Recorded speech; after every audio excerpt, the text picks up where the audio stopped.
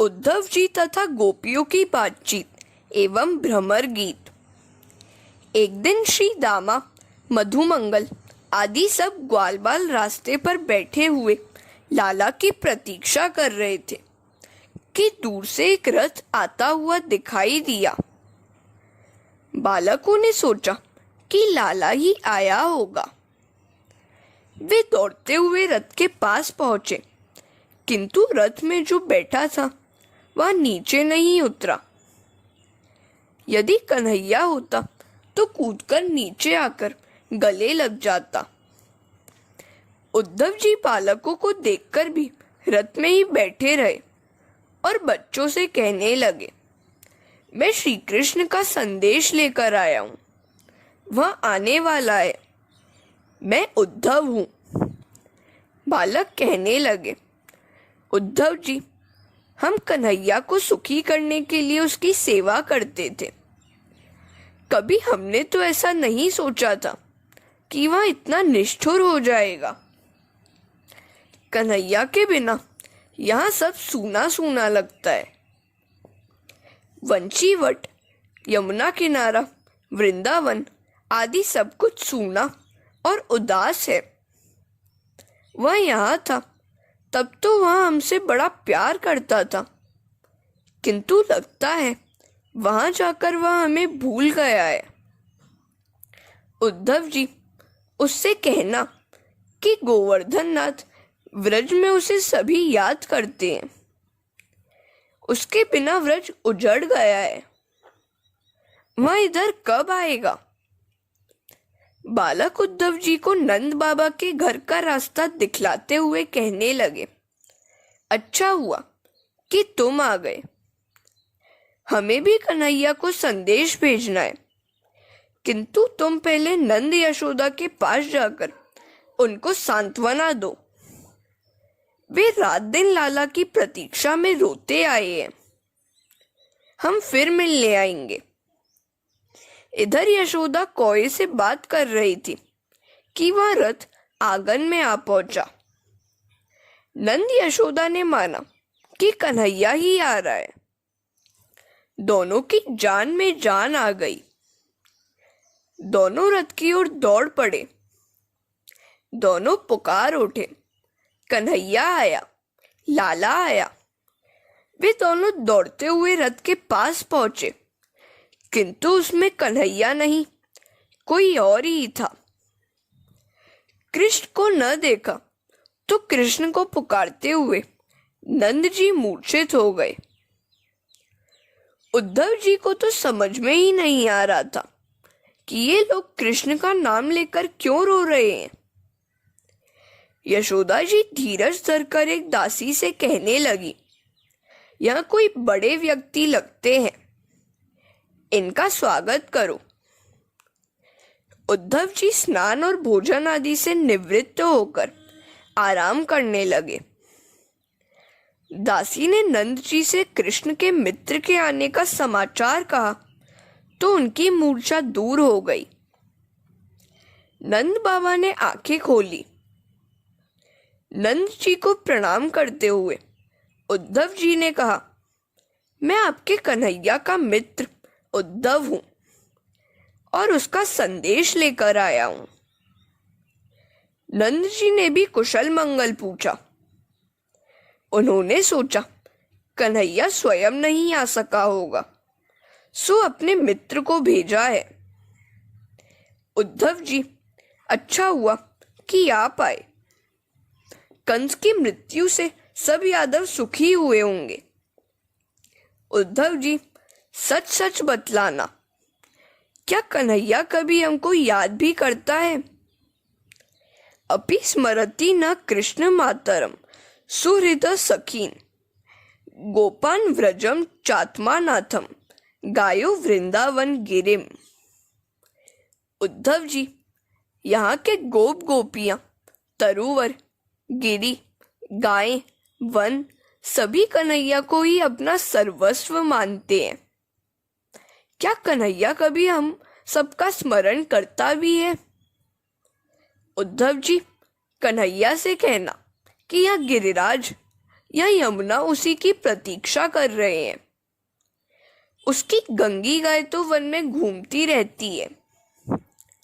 यह वही यमुना है जिसमें कृष्ण जल क्रीड़ा करता था। यह वही गिरिराज है जिसको उसने अपनी अंगुली पर उठाया था। यह वही वन प्रदेश है जहाँ श्री कृष्ण गायों को चराता हुआ बंसी बजाता था।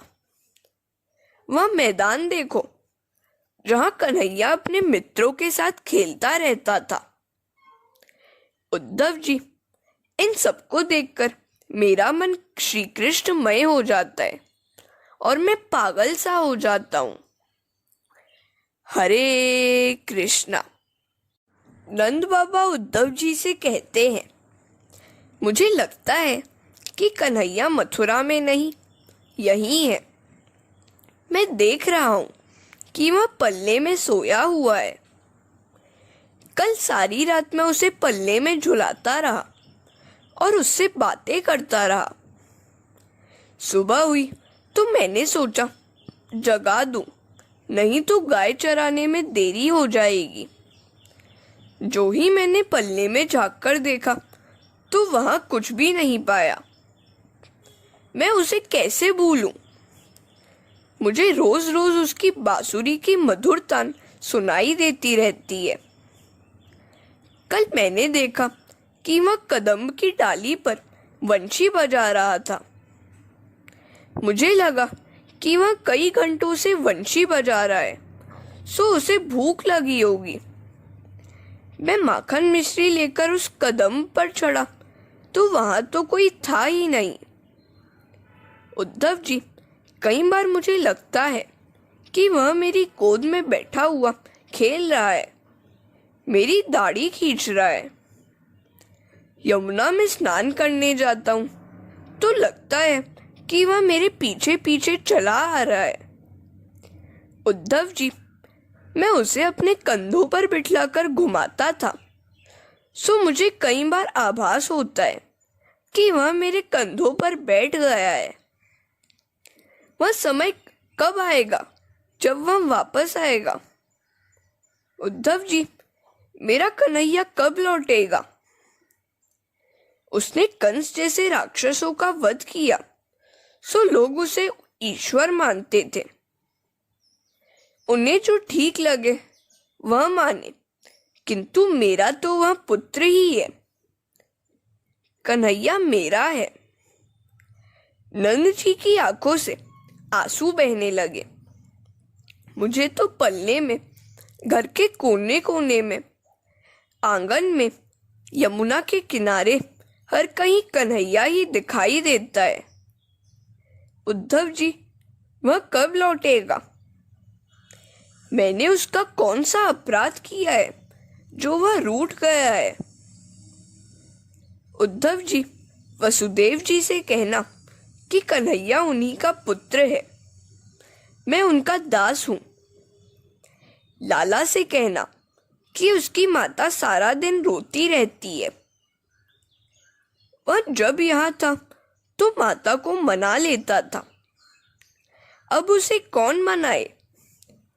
नंद जी इतना बोलते बोलते तो व्याकुल हो गए।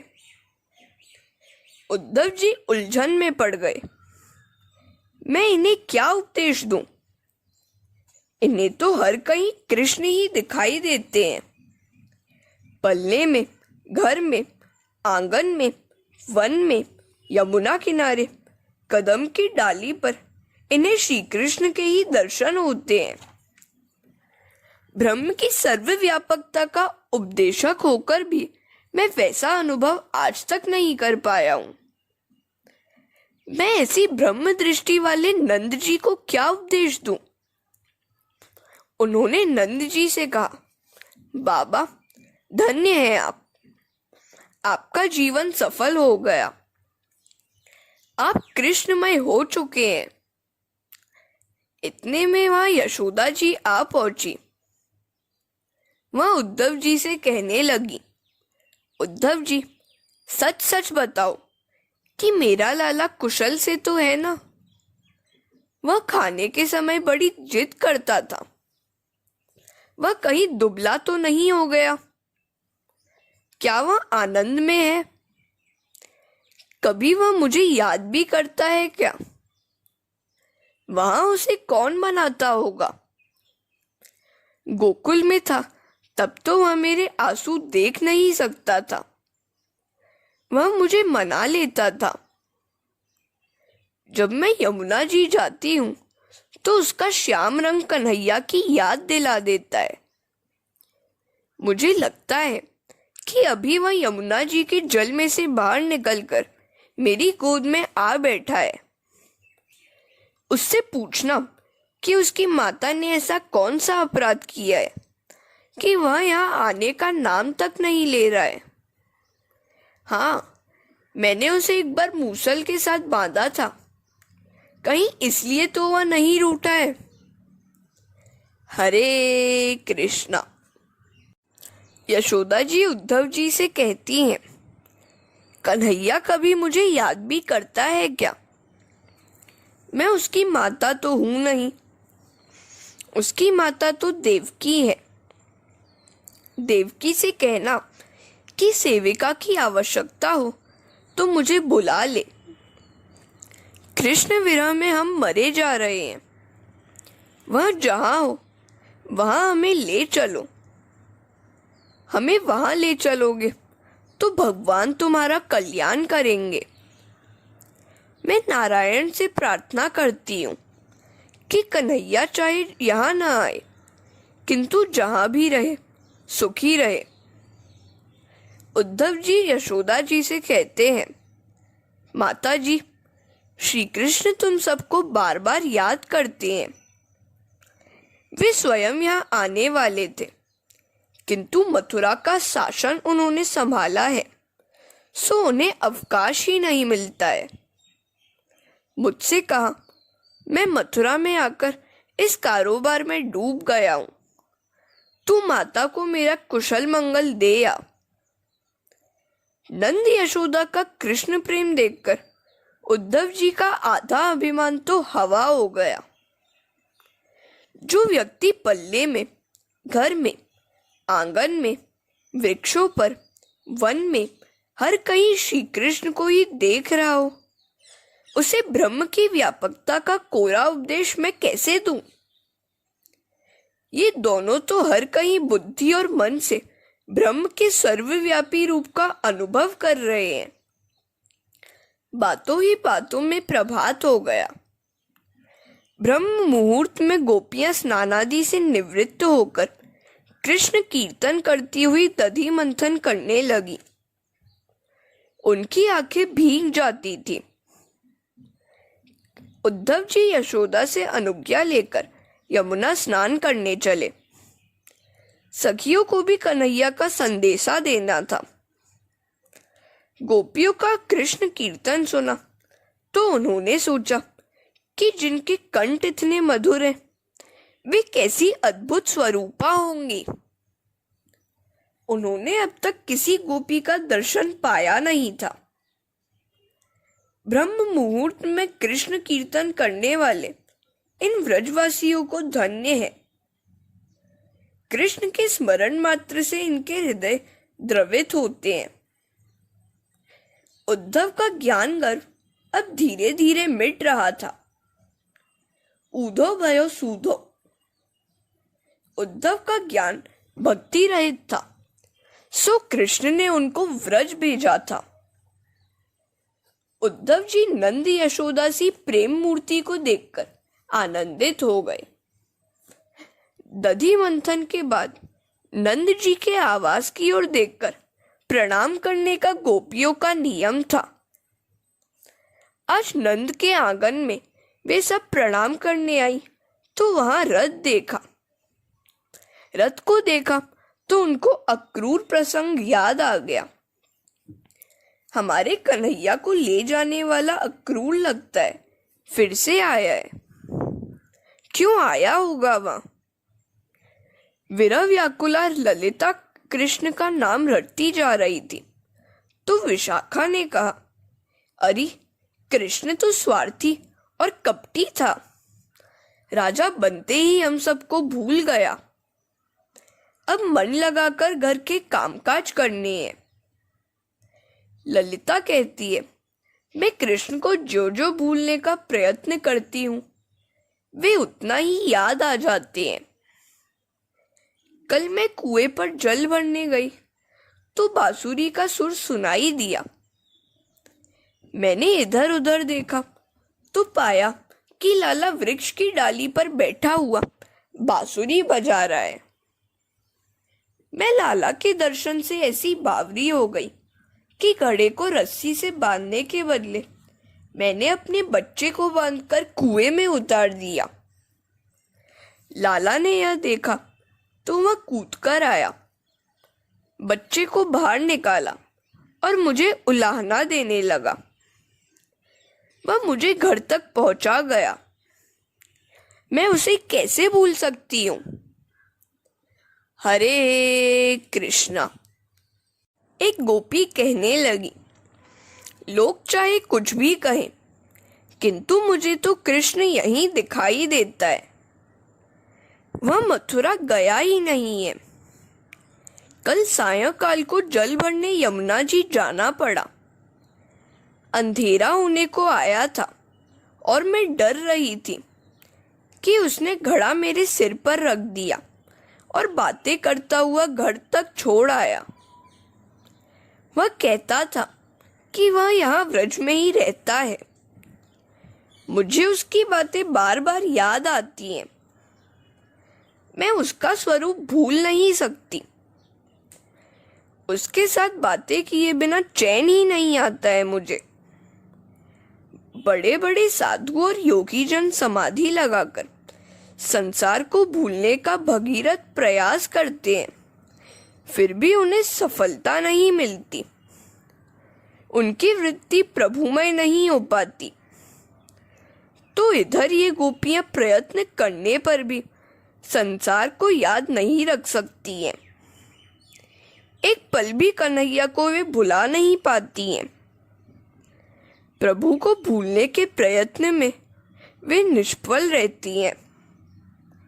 हर किसी वस्तु का अभाव अनुभव किया जा सकता है किंतु आत्मा का नहीं। श्री कृष्ण गोपियों की आत्मा है, सो उन्हें कैसे भूल सकती हैं। गोपियां इस प्रकार कृष्ण के विषय में बातें कर रही थीं कि उद्धव जी स्नानादि से निवृत्त होकर भगवान द्वारा दिए गए पीतांबर और वैजयंती माला धारण करके आए। गोपियों ने उनको प्रणाम किया तो उद्धव जी ने अपना परिचय देते हुए कहा, मैं तुम्हारे मथुरावासी श्री कृष्ण का अंतरंग सखा उद्धव हूँ और तुम्हारे लिए उनका संदेश लाया हूँ। गोपियां कहने लगी, तुम थोते पंडित ही हो। क्या श्री कृष्ण केवल मथुरा में ही बसते हैं? वे तो सर्वत्र हैं। तुम्हें मात्र मथुरा में ही भगवान दिखाई देते हैं और हमको तो यहाँ के कण कण में उनका दर्शन हो रहा है। वहां देखो, कदम्ब के वृक्ष पर बैठा हुआ कन्हैया बांसुरी बजा रहा है। क्या तुम्हें दिखाई नहीं देता, सुनाई नहीं देता? उद्धव जी, यदि तुम्हें श्री कृष्ण से साक्षात्कार हुआ होता तो तुम उन्हें वहां छोड़ यहाँ आए ही नहीं होते, अथवा तुम्हें यहाँ भी कृष्ण के दर्शन हुए होते। दान, व्रत, तप, होम, जप, वेदाध्ययन, ध्यान, धारणा, समाधि तथा कल्याण के अन्य सभी साधनों से ईश्वर से साक्षात्कार करने का ही प्रयत्न करना चाहिए। ये सब साधन भगवान की प्राप्ति के ही है। इन गोपियों ने तो जप तप आदि किए बिना केवल प्रेम भक्ति से भगवान को पा लिया है। उन्होंने अनायास ही सब कुछ पा लिया है। दान, जप, तप, व्रत आदि तो मन को ईश्वर में एकाग्र करने के हेतु ही हैं। यदि इन साधनों के प्रयोग के बाद भी मन ईश्वर से न जा लगे तो सब कुछ व्यर्थ ही रहेगा। उद्धव ने गोपियों को व्यापक निर्गुण ब्रह्म का उपदेश देने का विचार किया। वे कहने लगे, निर्गुण ब्रह्म की उपासना करो। गोपियां कहती है, उद्धव जी, जो आनंद प्रभु ने दिया है वह आनंद तुम्हारा कोरा ज्ञान नहीं दे सकता। हम कृष्ण के जप के सिवाय और कुछ भी करना नहीं जानती। हम तो गांव की अनपढ़ गोपियां हैं। अपना सगुण निर्गुण ब्रह्म का विवेक तुम्हें मुबारक हो। हम तो कृष्ण प्रेम में ही तन्मय रहती हैं, सो वह हमें प्रत्यक्ष दर्शन देता रहता है। तुम्हारे उस निर्गुण ब्रह्म की आराधना के हेतु हम मन चित्त कहाँ से लाए? अपना जो चित्त था वह तो कान्हा ने चुरा लिया है। चित्त चैन नहीं, चित्त चोर चुरायो है। हरे कृष्णा। गोपियां उद्धव जी से कहने लगी, उद्धव जी, भगवान ने कोई 10-20 मन तो बनाए नहीं है, और जो एक था वह तो श्याम सुंदर उड़ा ले गया है। अब तुम्हारे निर्गुण ब्रह्म की उपासना हम कौन से मन से करें? ऊधो मन न भये 10-20, एक हूँ तो सो गयो श्याम संग को आराधे ईश। इंद्रिय शिथिल भई केशव बिनु, जो देही बिनु शीश। आशा लागी रहती तन श्वासा, जीवही कोटि बरीस। तुम सो सखा श्याम सुंदर के, सकल जोग के ईश। सूर हमारे नंद नंदन बिनु, और नहीं जगदीश। उद्धव जी, उस नंद नंदन के सिवाय अपना अन्य कोई ईश्वर नहीं है। वही हमारा सर्वस्व है।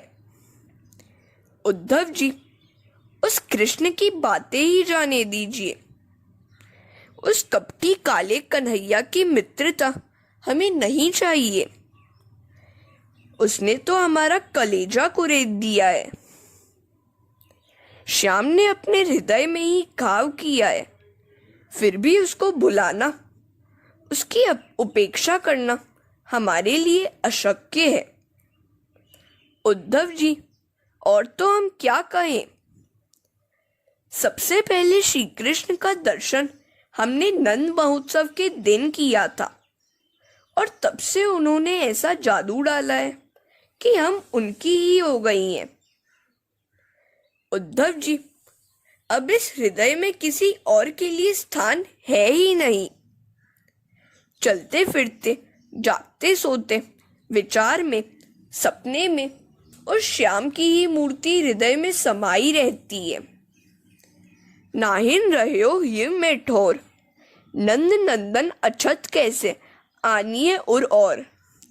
चलत चितवन दिवस जागत, स्वप्न सोवत रात। हृदय ते वह श्याम मूर्ति, छिन्न इत उत्जात। श्याम गात सरोज आनंद, ललित गति मृदुहास। सूर ऐसे रूप कारण, मरत लोचन प्यास। उद्धव जी, कृष्ण ने हमें रासलीला के महानंद का अनुभव कराया और अब बिसार दिया। ऐसे निष्ठुर क्यों हो गए हैं वे? उद्धव जी कहते हैं, नहीं नहीं, ऐसा नहीं है। मेरे स्वामी तुम सभी को बहुत याद करते हैं। गोपियां कहने लगी, उद्धव जी, तुम्हें यदि श्री कृष्ण के मूल स्वरूप का ज्ञान होता तो तुम यहाँ आए ही नहीं होते। तुम्हें ब्रह्म ज्ञान की बातों ने भरमा दिया है। जो उनके असली रूप का दर्शन कर पाया है वह उनको कभी छोड़ नहीं सकता। तुम उन्हें छोड़कर आए हो, सो लगता है कि तुमने उन्हें पहचाना ही नहीं है। हे उद्धव, तुम किसका संदेशा लेकर आए हो? इस अनाथ व्रज को वे कब सनाथ करेंगे? गोपियां पागल सी होकर प्रलाप करने लगी। वृक्षों में श्री कृष्ण का स्वरूप निहार कर वह वृक्षों को आलिंगन देने लगी। ये रहे मेरे श्री कृष्ण। हरे कृष्णा। गोपियां पागल सी होकर वृक्षों में श्री कृष्ण का रूप निहार कर वृक्षों को आलिंगन देने लगी। अब उद्धव जी गहरी सोच में डूबे जा रहे हैं। ये गोपियां, ये नंद यशोदा पलने में, घर में, आंगन में, वृक्षों में, जल में, धरती के कण कण में श्री कृष्ण रूपी ब्रह्म के अस्तित्व का अनुभव कर रहे हैं। ये अनपढ़ गवार होकर भी ब्रह्म की सर्वव्यापकता का अनुभव कर रहे हैं।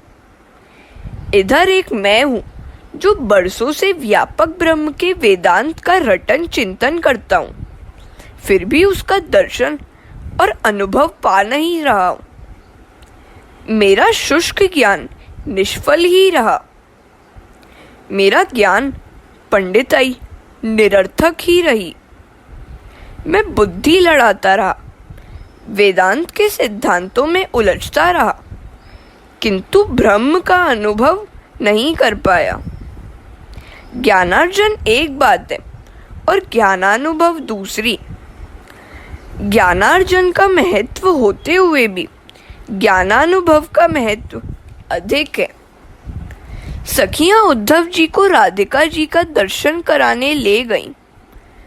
सखियों की मंडली में विराजमान श्री राधिका जी की शोभा अवर्णनीय है।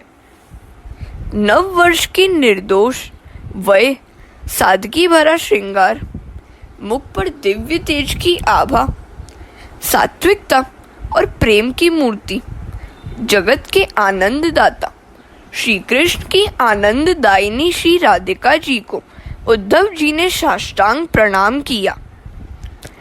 किंतु राधिका जी का शरीर श्री कृष्ण के विरह के कारण सूखे कांटे जैसा हो गया है। मन व्याकुल और व्यथित था।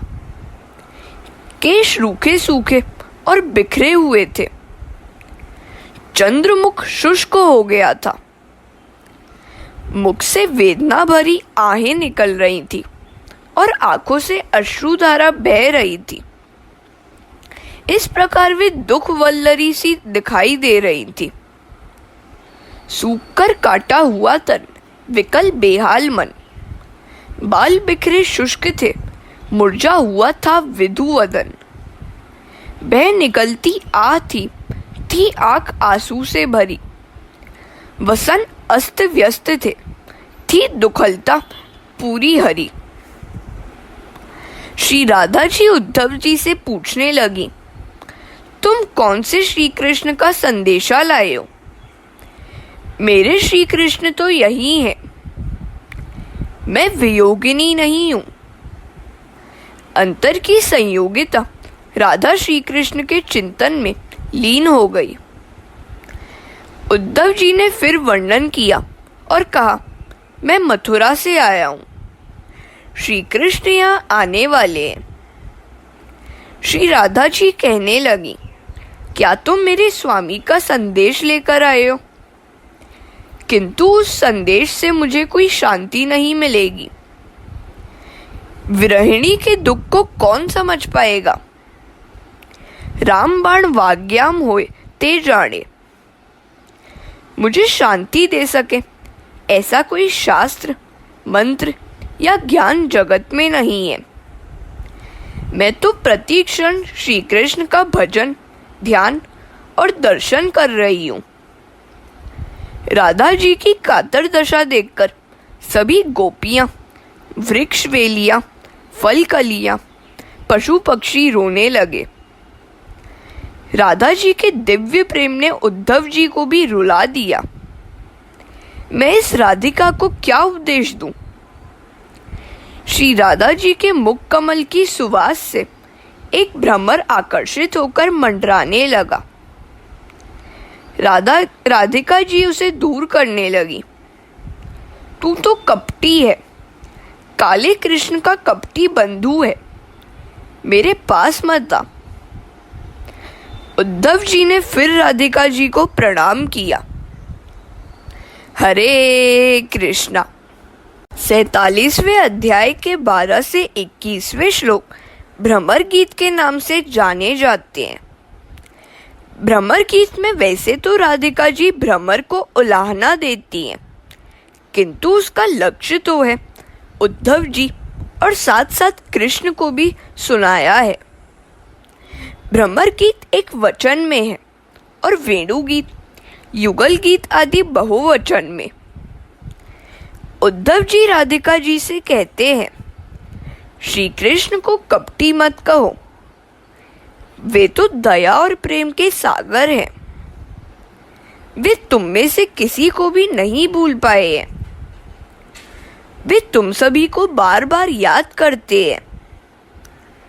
राधिका जी कहती हैं, उद्धव तुम उन्हें अच्छी तरह पहचान ही नहीं पाए हो। यदि उनके मूल स्वरूप का ज्ञान और अनुभव तुम्हें हुआ होता तो तुमने उनको छोड़ा ही नहीं होता। तुम्हें ज्ञान और शास्त्र की बड़ी बड़ी बातें करके उन्होंने छला है। तुम्हारे शुद्ध ज्ञान से शुद्ध प्रेम की भूमि को क्या लेना देना है।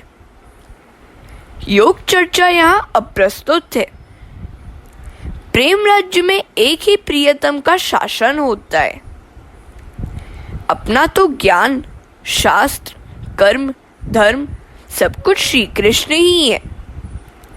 अपनी सांसें तक श्री कृष्णमय है। तो फिर तुम्हारे ज्ञान को हम कहाँ स्थान देंगे।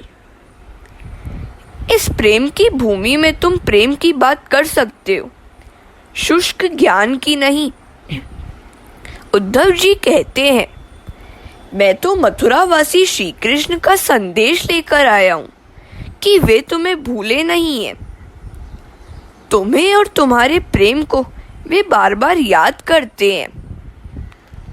श्री राधा जी कहती हैं, उद्धव जी तुम क्या कह रहे हो। भगवान सर्वव्यापी हैं, फिर भी तुम उन्हें केवल मथुरावासी बता रहे हो। षड शास्त्रों का तुमने अभ्यास तो किया, किंतु तुम कोरे ही रह गए। शास्त्रों में डूब गए, किंतु मोती पा नहीं सके। उद्धव जी, मेरे कृष्ण केवल मथुरा में नहीं, हर कहीं बसते हैं। मुझे तो चारों ओर वहीं दिखाई दे रहे हैं। श्री कृष्ण यहाँ के कण कण में है, हमारे मन में है, हमारे हृदय में है, हमारे रोम रोम में वे बसे हुए हैं। वह कपटी कभी सामने आता है तो कभी छिप जाता है। तुम तो 2-4 महीनों से सेवा कर रहे हो। मैं तो उनकी जन्म जन्मांतर की दासी हूं। तुम उनके विषय में क्या जानते होगे। कृष्ण स्वार्थी था, तभी तो सुग्रीव का पक्ष लिया था अपने रामावतार में। वह कपटी है, तभी तो हमें छोड़ गया है। तुम मुझे बार बार वंदन क्यों कर रहे हो, यहाँ क्यों आए हो। तुम्हें अपने कन्हैया ने भेजा है तो हम तुम्हारा स्वागत तो करती हैं, किंतु हम अनपढ़ों को तुम्हारे शास्त्र ज्ञान से क्या वास्ता। उद्धव जी ने मान लिया कि उनके अपने ही शब्द गोपियां वापस दे रही हैं। उन्होंने कृष्ण से गोपियों को अनपढ़ कहा था।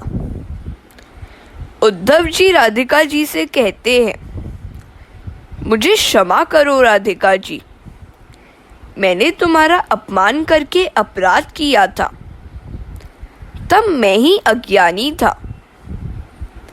राधा कृष्ण मिलन अभिन्न है, यह आज मैंने प्रत्यक्ष देखा। बिना राधे कृष्ण आधे। राधा जी कहती हैं, उद्धव जी मैं और कृष्ण अभिन्न है, तुम क्या चाहते हो। हमारे अतिथि होने के नाते तुम्हारी इच्छा पूर्ण करना हमारा कर्तव्य है।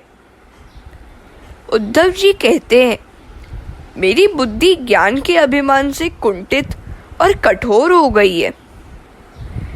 ज्ञान ने मुझे जड़ शुष्क बना दिया है। मुझे तुम प्रेम लक्षणा भक्ति का दान करो। राधा जी ने उद्धव जी की इच्छा पूर्ण की। उनको प्रेम लक्षणा भक्ति का ज्ञान मिला। गोपियां बाहर और भीतर कृष्ण के अस्तित्व का अनुभव कर रही हैं। राधा जी ने बंसुरी बजाई तो राधे गोविंद की सुरीली तान बह चली। हरे कृष्णा। गोपियां श्री कृष्ण कीर्तन में लीन हो गईं। गोपियों की भाव विहलता को देखकर कृष्ण भी मथुरा से दौड़ते हुए आ पहुंचे। सखियों की मंडली में राधिका जी के साथ वे विराजमान हुए। गोपियों और उद्धव जी ने राधा कृष्ण के मनोहर स्वरूप का दर्शन किया।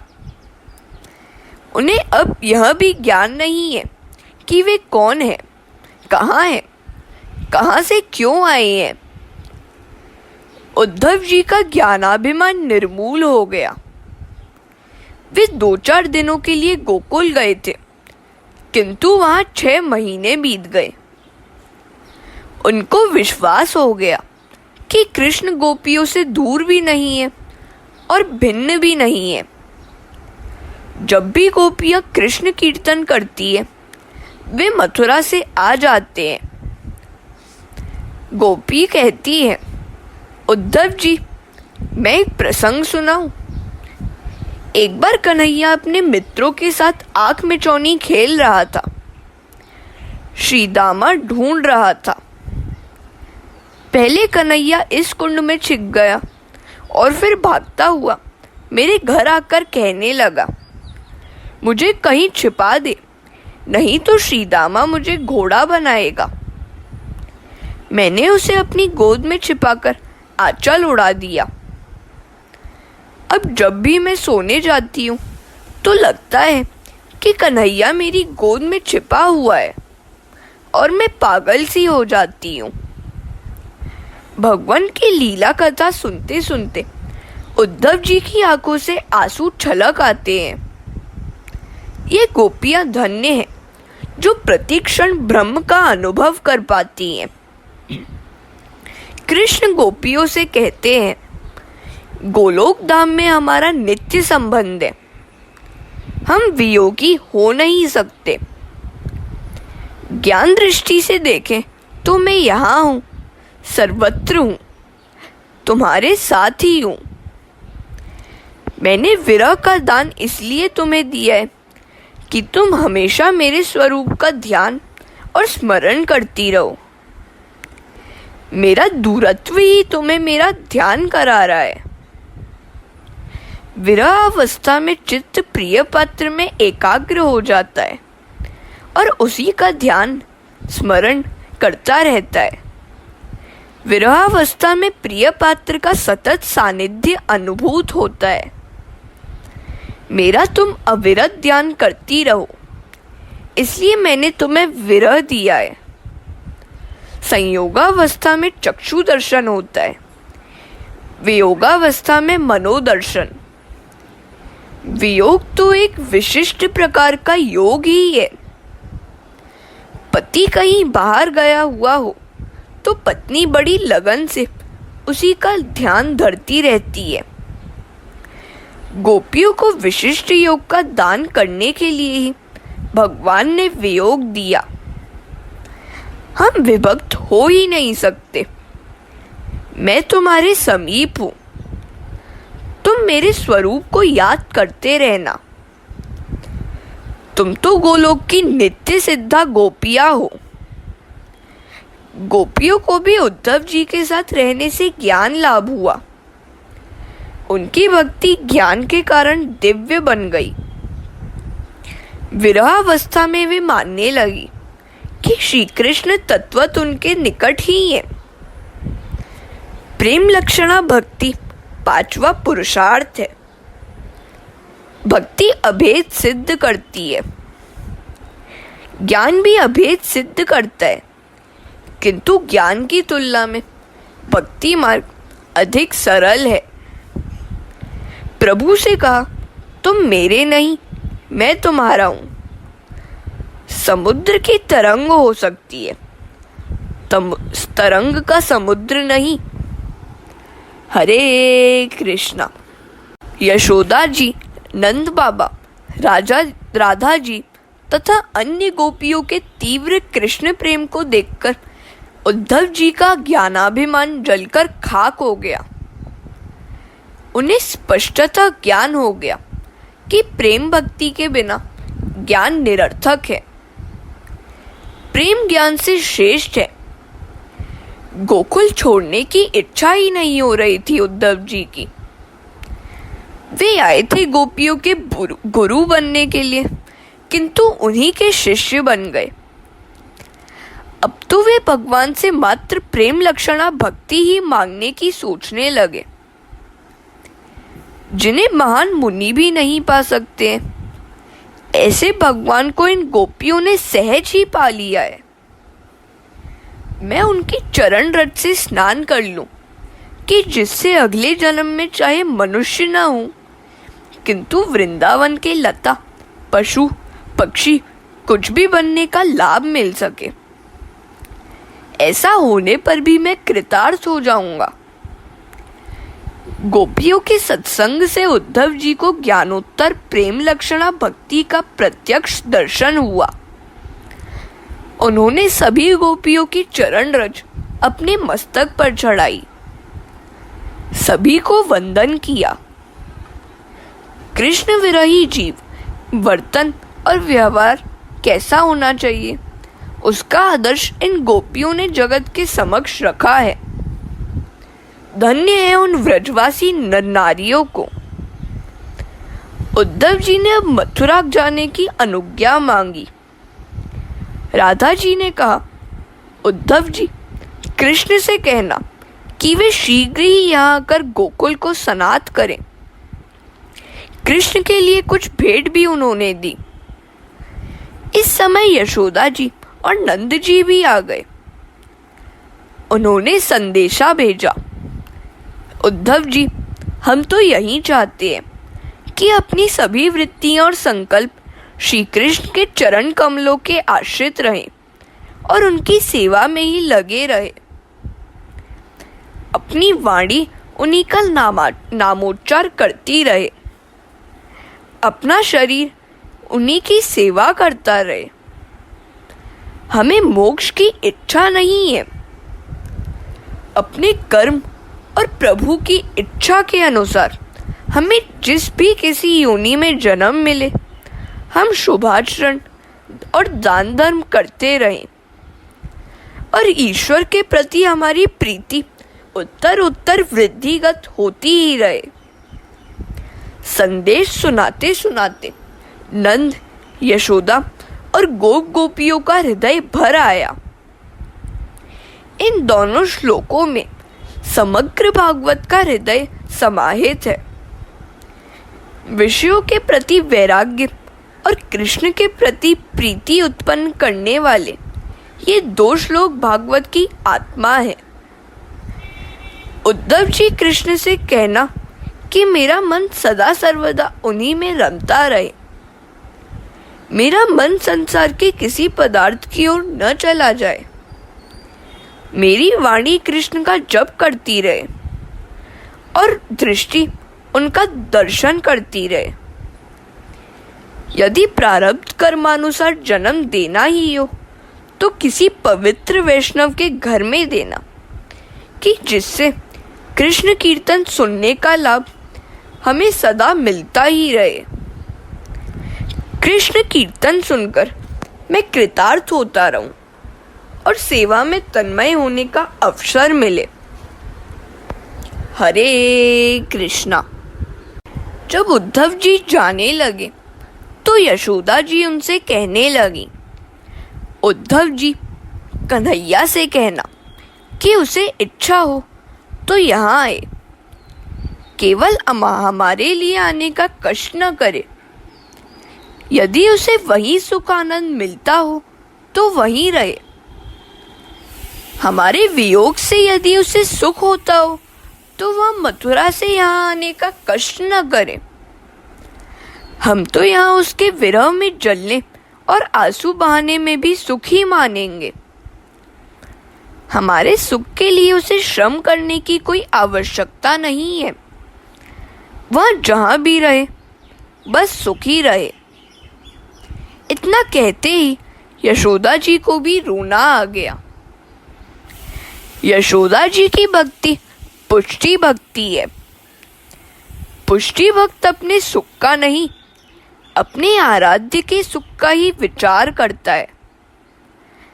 राधा जी ने कहा, उद्धव जी, कृष्ण की यह बांसुरी और कमली भी लेते जाओ। इन्हें मैं यहाँ रखकर क्या करूंगी? तुम कृष्ण को ही दे देना। उद्धव, कृष्ण तो अब बड़ा राजा बन गया है, उसके लिए मैं क्या भेजूं? मैंने माखन मिश्री तैयार रखी है, सो तुम उसे मेरी ओर से खिलाना, किंतु मेरा नाम मत लेना।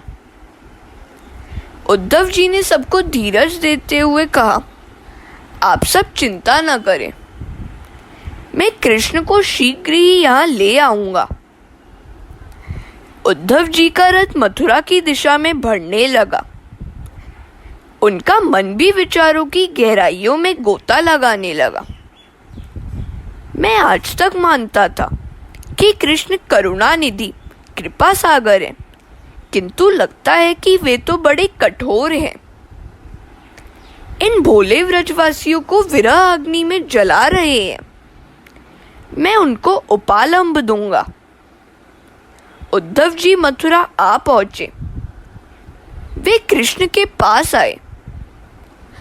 अंतर्यामी श्री कृष्ण जानते हैं कि उद्धव क्या कहने जा रहे हैं, सो वे कहने लगे, उद्धव, जब तुम इधर थे तो मेरी प्रशंसा करते थे, अब गोकुल हो आए तो गोपियों की प्रशंसा करने लगे। मैं निष्ठुर नहीं हूं। भगवान ने उद्धव जी के मस्तक पर अपना वरद हस्त पधराया। उद्धव जी समाधिस्थ होकर देखने लगे कि यह तो सब कृष्ण की लीला मात्र है। वे तो मथुरा में भी हैं और गोकुल में भी। भगवान ने अपनी सभी गोकुल लीलाओं का उन्हें दर्शन कराया। एक स्वरूप मथुरा में दिखाई दिया तो दूसरा गोकुल में। एक स्वरूप यशोदा की गोद में था तो दूसरा राधा जी के साथ रास रचा रहा था। उद्धव, मेरी यशोदा माता ने प्रेम बंधन से मुझे इस प्रकार बांध दिया है कि मैं वृंदावन छोड़ ही नहीं सकता। चाहे मैं मथुरा में दिखाई दूं, किंतु मैं होता तो गोपियों के पास ही। मैं गोपियों से अभिन्न ही हूं। राधा कृष्ण एक ही है। उद्धव का गोकुल आगमन प्रसंग ज्ञान और भक्ति के मधुर कला का चित्रण है। उद्धव के ज्ञान और गोपियों की भक्ति निर्गुण और सगुण का यहाँ संघर्ष और समन्वय है। भगवान की गोपी प्रेम लीला की कथा दशम स्कंद के 48वें अध्याय पर समाप्त होती है। भगवान की राजस लीला का आरंभ होने जा रहा है। राजस भक्तों के मन में निरोध के लिए राजस लीला की कथा है। हरे कृष्णा।